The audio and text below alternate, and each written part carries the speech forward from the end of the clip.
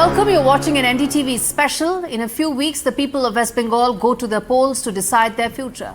But for lakhs of young girls in the state, that future is being signed away even before they reach adulthood. West Bengal is home to very effective social safety nets like Kanya Shri Prakalp that provides financial assistance to unmarried girls and is combating child marriage and encouraging education. But paradoxically, the state is also battling the crisis of child protection, with more than 40% girls aged between 18 to 24 married as minors.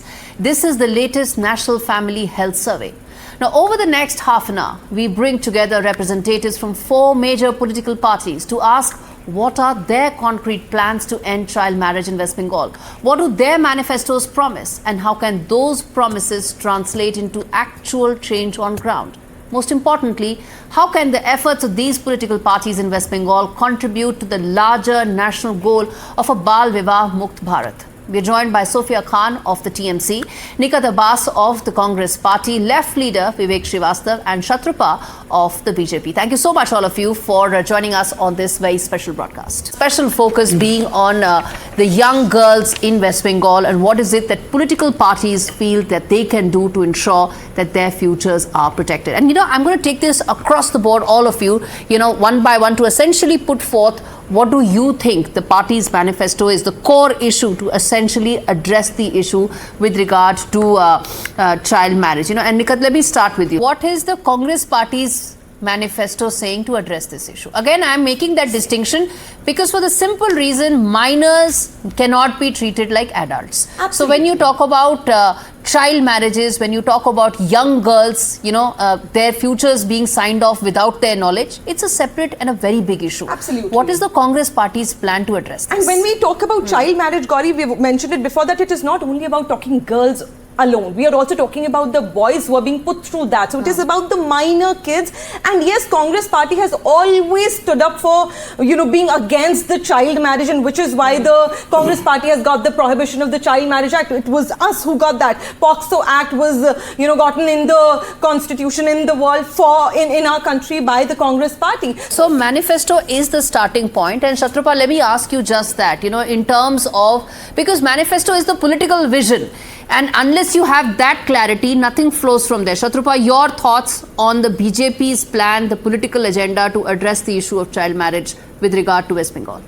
Gauri, first and foremost, I want to thank NDTV for being so sensitive to this particular issue and having this excellent talk show where everybody is getting to put their point across. As far as West Bengal is concerned, because we are going in to elections probably within the next month, maybe within another 10-15 days, the election dates will be announced. You see, if we go back a little bit, I just want to point out some amount of data before I get into my manifesto. We had a thing called Sachar Commission in 2010, if I'm not mistaken. Vivek will be able to correct me, where we had seen that the minority part of the society had not really been catered to the way they should have been. Now, cut across to the next 15 years, Trinamool also has not done very much for that particular community. Why am I talking about that community when we are talking about child marriage? Is because today West Bengal, unfortunately, they talk about Egiye Bangla. We are again Egiye Bangla. We are the forerunner in all over India with a state which not even. I'm sorry to correct you here. They're not battling. The government is not battling this problem. They are ignoring this problem of almost 6.5% of children. With the number has doubled, mind you, over these 15 years of children who are being forced into child marriage. The little girls who have absolutely, you very correctly pointed out, they have absolutely no idea they're being forced into child marriage. Now, why is that happening? One is to look at those causes. I will quickly come into my manifesto because we want to say that first and foremost, law and order needs to be fixed. Second, what Nikat very nicely pointed out was that political will has to be there. Here you have a chief minister of West Bengal who herself is a woman. There is no doubt that Trinamool has maximum number of women public representatives, women ministers, women councillors, yet we see a complete apathy, complete insensitivity to problems related to women. As far as child marriage is concerned, one has to make the school atmosphere much more congenial. You have to have toilets which cater only to the girl children. You have to make sure that sanitary pads are easily accessible to these girl children, most of the time who don't even know what has happened to them in puberty. You have to ensure that the midday meal reaches the children. A basic thing is the law and order of the state has to be pulled up. People are scared to send their children to tuition. Gauri, you know there are many instances where we find little girls in autos who are on their way to tuition have got raped by auto drivers. That's why this conversation needs to be seen through the lens of these girls, through the lens of these underage minor girls, and where can political parties really come in to bolster the overall environment to ensure safety, ensure all safeguards, legal provisions, and at the same time a better future. Sophia Khan, let me bring you in there on the Trinamool's vision. Good evening, everyone. We all know that fortunately, West Bengal has always been a land of many social reformers. As we are talking about child's marriages, widow remarriages, or women empowerment. So there were people like Rabindranath Tagore, Vivekananda, Swami Vivekananda ji, then Ishwar Chandra Vidyasagar, then Raja Ram Mohan Roy. They always worked for women empowerment. And fortunately, now we have Mamata Banerjee, who has been working since day one. We have Kanya Shri Prakalpa. We already know that girls are getting amount so that there will be less dropouts. Already the girls and women are empowered. We have Lakhi Bhandar. The women are empowered. Economically, they are getting money. Here, the women are empowered itself. Mamata Banerjee is working day and night. Our state, Kolkata, is the safest city. We already know NCRB reports. Okay. According to NCRB reports, Kolkata is the safest city. Our workers are going everywhere with our report card, which is called Unnoyoner Panchali 15 years development, not only for the youth, not only for the women, but overall development of West Bengal. And we have the manifesto, we have the report card. We are not talking in jumlas. We have data, we have collective data about our work and our schemes. Let me bring in Vivek Srivastava there. Vivek Srivastava, your thoughts on what is the vision of the left party in terms of ensuring this malaise that exists can be addressed? You see, the left has been progressive always, and that is why we always were at loggerheads with the people who are very conservative in their thought process. It has been, ये 100 साल का इतिहास है हमारा. 1925 CPI started, and since then we have been fighting it out. Progressive Women Writers Association, we have National Federation of Indian Women, and a series of it. Many leaders, Vrinda Karat is there, Annie Raja is there, now Sayyada Hamid is there, a well-known social activist, has been in controversies for her remarks. So first thing first, we should create, whatever be the party, I'm not speaking only for the left here, because this is an issue that cuts across the party lines. And I feel that we need to have more women heroism shown on the media, on the television, people like Kiran Bedi, people like the brave pilots who are fighting with for us, Qureshi and other people. इनको ज़्यादा दिखाइए. The more they are shown, the more, first of all, the motivation needs to come from the girl child herself. When she sees people like you speaking on the national TV, discussing issues and taking big leaders and ministers at loggerheads, it's a big motivation. If we have a Chief Justice tomorrow who's a lady, it's a motivation. So first thing first, the motivation must come from the child that yes, there is much more to life than just my home and my cooking the food and cleaning the utensils. Let me try something. Second part is the motivation should come from the family, the parents. Very rightly said by Shatrupa when she said that law and order has to be seen. In remote areas, going from your house to the school, it could be a long journey. Schools are, and it's very sparsely populated. And law and order and safety of the girl child is a major issue and a major deterrent, because of which in remote areas, whatever be the community, बच्चे पढ़ने नहीं जाते. If it's somewhere nearby, it's okay. If it's not, it's not. And one issue that you raised, about, I feel still that yes, women's safety, then the safety of the girl child, and then sending her to school and college, all this is very much integrated. And the society and the family needs to start thinking differently. The parents of the girl child should start feeling there's no difference in the boy and the girl. Pehla change. And secondly, the in-laws who are accepting the girl tomorrow, they should also in the society start having a change of attitude. Okay, so you know, in terms of specific schemes, if one were to talk, you know, in fact, Sophia Khan mentioned a couple of schemes, Kanya Shri Prakalp being one, and there were several others also she mentioned. But, you know, all schemes only look at one aspect of bolstering a girl child's ecosystem. What is the Congress party's view? What should be that one scheme, one intervention that could be the game changer? Before we speak about scheme, Gauri, I think that we, all of us speak to women, speak to girls, but no one listens to them. So we need to speak to them, but also listen to them and understand their point of view. The problem here is that if we are opposing the child marriage, we are not opposing any culture or politics.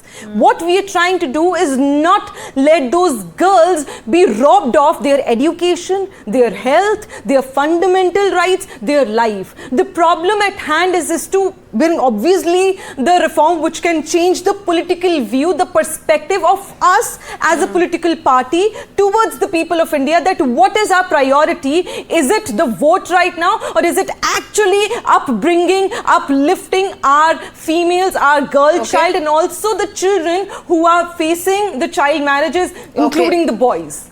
Sophia Khan, let me ask you this. You mentioned a couple of schemes which has been the game changer. If there's any specific intervention that you would want as a woman, what would that be? Actually, we need to talk more about this, not as a politician, but as a woman, that social awareness is needed right now. In West Bengal, we have Unnayaner Panchali, we have report card, we are talking about women empowerment, we are talking about women's safety. We are all it's already been implemented, all the schemes, and it's not only in Jumla, whatever I said. It's in reality, we are working for women's rights. Schemes may have been implemented, ma'am, but there is some data. For women empowerment. Schemes are all well-intentioned, not only in Jumla. but there is a difference between schemes and delivery. Intention and delivery is where the distinction happens, ma'am. Shatrupal, let me add a question. I know you want to come in and I'm going to give you a chance to respond as well. But let me add in, you know, the fact is you have girls being pushed away to the margins because of that cycle that exists, you know, whether that extreme poverty that leads to migration and that leads to economic insecurity. Breaking that cycle is the whole point. How do we get there? Gauri, I'm very, very glad that you asked this question. I'm in fact going to not answer anybody else here. You've asked a fantastic question. This is the cycle that one has to break. Here in West Bengal, yes, we had a Raja Ram Mohan Rai, yes, we had a Bidyasagar, but unfortunately, even in fact, I may dare say, people have laughed at Bengali women for getting married so late in life. But right now, the reality is very, very bleak. So to break the circle, one has to rise above a Lokhir Bhandar, 500 rupees or 1500 rupees. That I understand is very important for women whose families don't have a job. There is no industry, there is no opportunity, there are no economic opportunities. The youth of today in Bengal they have a blank stare in their eyes because there's nothing to look forward to except that 1500 rupees that their mother or their sister or their aunt will probably be getting. This is a very sad cycle. One has to understand in West Bengal, you cannot buy safety and security and respect of a woman in just 1500 rupees. This has to break. Law and order has to be fixed. Large industry has to come. Opportunities have to be created. Safety and security of women have to be looked into. Okay. Again, all right. Vivek wants to come in and he also has some thoughts on breaking that cycle. Yes. Okay. See, as far as schemes are concerned, specific schemes, as a leftist, as a communist, what we are taught in the Communist Party is that the way the money, punji, the capital flows in a society, in a family, in a nation, that is how you develop your habits, your culture, your way of living. And so what we feel is that, the more financial incentives should be given, more quota for girls, for female students in higher education also, even in graduations. We are having it here in Delhi in the state universities. Repeat it out over there. It is not very much right now. I mean, the number of seats needs to increase and incentivize the family also. In poor family, वो बोलते हैं कि साहब हमारे 4 बच्चे हैं, ये कमा के लाएंगे तो घर चलेगा. So now you have to break that cycle. You have to somehow make a model that even if these 4 kids are studying, whether they are small boys or small girls, the family doesn't suffer financially. So more financial incentives, especially for the girl child, are necessary. आप family को incentive दीजिए, Okay. आप उनको loans दीजिए, आप उनको business के छोटे छोटे models दीजिए. आपने बच्चे को पढ़ाया 18 साल की उम्र तक, this is the financial incentive. Okay. You are making her study more, this is the financial incentive. And if that realistically happens, the parents will feel motivated and they'll say बच्चों को पढ़ने दो, इसमें भी Okay, हमारा फायदा. so financial incentives pretty much comes down to how you break that cycle. But this is one thing that has been asked, and all of you have made reference to it in about law and order. I'm going to come to you, Shatrapa. I'm going to give everybody a chance to respond, which is around the law and order situation. India does have robust laws, but we also have hard data which shows that these laws are clearly not sufficient. They're necessary but not sufficient. How do we ensure that? So, which is why we say that the first intervention should be the strict enforcement of the existing laws. Forget about the new laws. Let's start implementing strictness to these laws first. And like my friend just said, that yes, economic security to the family is very important. When you start doing that, I think there are a lot of people, like I said before, that under the umbrella of cultural values, they do it in the exchange of money also, and that is very, very saddening. So education is one of the most important thing that should be the intervention we should be starting with, and also that community-based reforms. So it is not only limited to moral policing, it is also about the community reforms. Like we talked about it, that the social change should be there, the awareness should be there, and again we narrow it down to the political will. Okay, so Shatrapa, you had a point of view to also add to this in terms of law. We started with law and order, we started with jurisdiction. Your thoughts on how do we make them more robust and ensure that this doesn't happen?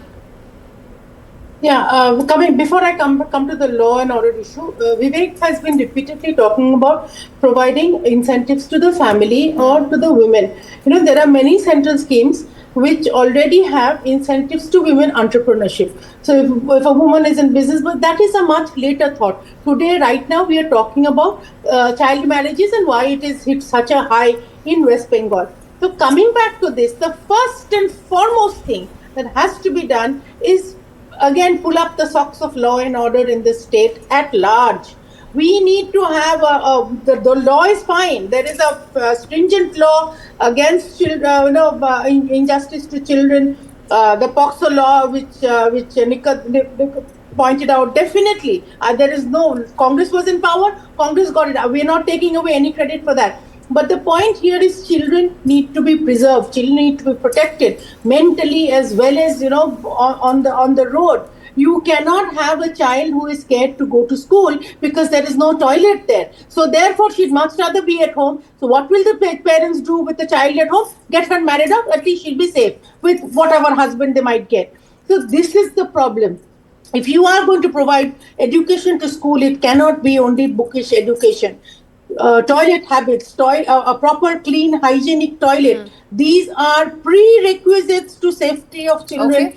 To ensure that the girl child does not get, married away and wiped off the face of society. One single scheme doesn't really change the entire dynamic. It's the combination of schemes that actually become that big game changer factor for such social issues. I'm going to slip into a very short break. We come back on the other side, talk more about, the big vision that every Indian has, Bal Vivah Mukt Bharat. Can Bengal be that model state? Can it take us there? We find out after this very short break. Stay with us.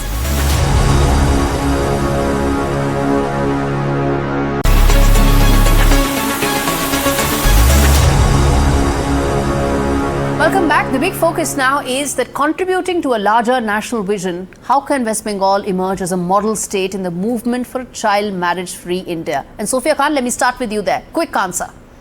Fortunately, we have Kanya Shri, Ruposhri, Lakhi Bhandar for women empowerment. And it's not only in Kathni, but it is in Karni.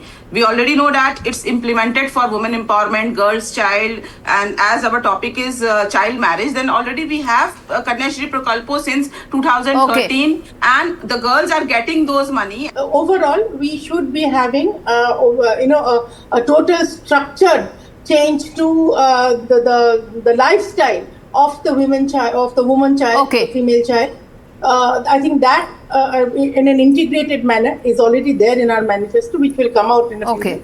An integrated view needs to be looked into that, so the child can be kept safe. Child wants to go to school, child wants to learn, and child also has hygienic facilities in school which will help her get through the day. All right. Okay. Very quickly, Nigat. Yes. So Gauri, I really think that all of us collectively needs to look at this subject beyond politics and beyond personal and political rifts. We need to put a collective effort to bring this reform, and even in 2026, after so many years of azadi and development, if even today we have to discuss this, I think this is very saddening for all of us. And worldwide, NDTV is being watched while we talk in English because it's a worldwide language. If we are talking about child marriage and it has not been prohibited, it has not been eliminated, from the society yet, then this is something which all of us as Indians should be answerable about, not only politicians. As a responsible citizen of my country, I am responsible, he is responsible, everybody watching this debate is responsible. All right, which is why I said 30,000 feet, what's our vision to be able to get there? Yes.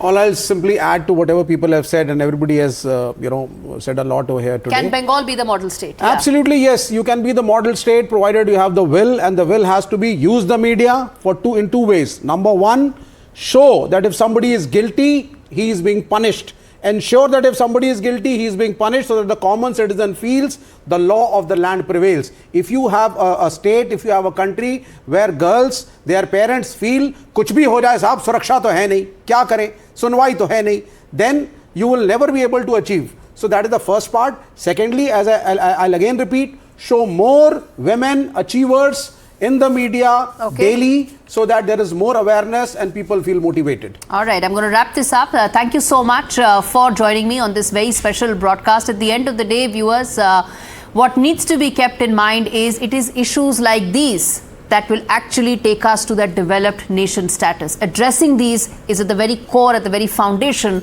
of making India Viksit. Thank you so much for watching this special broadcast.